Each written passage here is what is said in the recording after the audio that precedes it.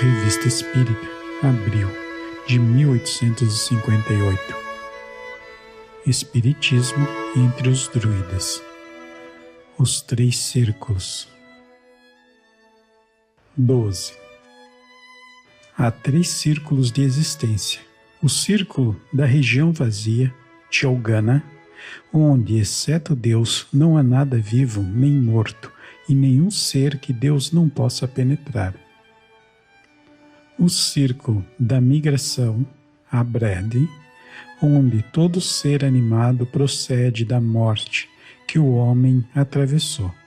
E o círculo da felicidade, Gwynedd, onde todo ser animado procede da vida e que o homem atravessou no céu. 13. 3 estados sucessivos dos seres animados. O estado de humilhação do abismo, Anon-Nefen, o estado de liberdade na humanidade e o estado de felicidade no céu. 3 fases necessárias de toda a existência em relação à vida. O começo em Anon-Nefen, a transmigração em Abrede e a plenitude em Gwynedd. Sem estas 3 coisas, nada pode existir, exceto Deus. Assim, em resumo, sobre o ponto capital da teologia cristã de que Deus, por seu poder criador, tira as almas do nada, as tríades não se pronunciam de maneira precisa. Depois de haver mostrado Deus na esfera eterna e inacessível, elas mostram simplesmente as almas se originando nas últimas camadas do universo, no abismo, Anon-Nefen. Daí, essas almas passam para o círculo das migrações, Abrede, onde seu destino é determinado através de uma série de existências, segundo o bom ou mau uso que haja feito de sua liberdade.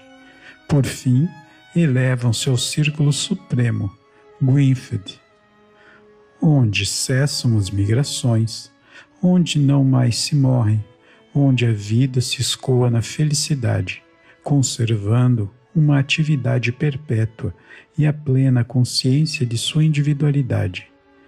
Na verdade, o druidismo não cai no erro das teologias orientais que levam o homem a ser finalmente absorvido no seio imutável da divindade, pois, ao contrário, distinguem um círculo especial, o círculo do vazio ou do infinito, Selgant, que forma o privilégio incomunicável do Ser Supremo e no qual nenhum ser, seja qual for o grau de sua santidade, jamais poderá penetrar. É o ponto mais elevado da religião, porque marca o limite fixado ao progresso das criaturas.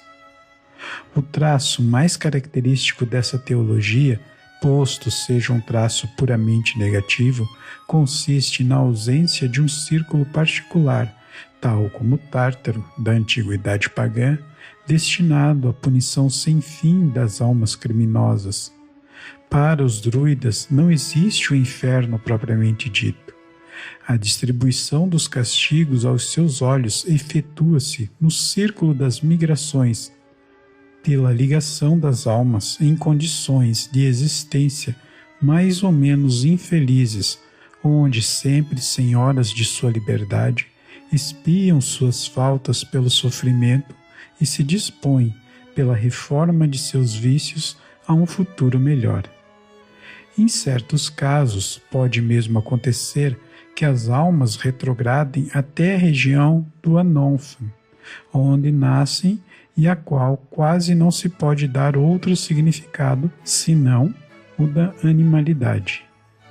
Por esse lado perigoso da retrogradação, que nada justifica, porque a divindade de condições de existência no círculo da humanidade é perfeitamente suficiente à penalidade de todos os graus, o druidismo teria então chegado a deslizar até a metempsicose.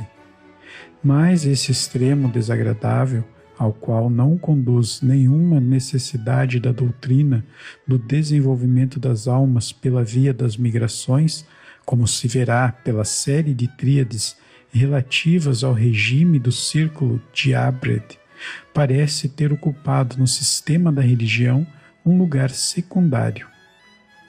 Salvo algumas obscuridades, devidas talvez às dificuldades de uma língua cujas profundezas metafísicas ainda não se nos tornaram bem conhecidas, as declarações das tríades relativas às condições inerentes ao círculo de Abred derramam as mais vivas luzes sobre o conjunto da religião druídica.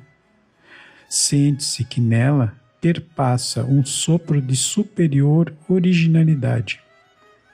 O mistério que a inteligência oferece, o espetáculo de nossa existência atual, adquire nele uma feição singular que não se encontra em parte alguma.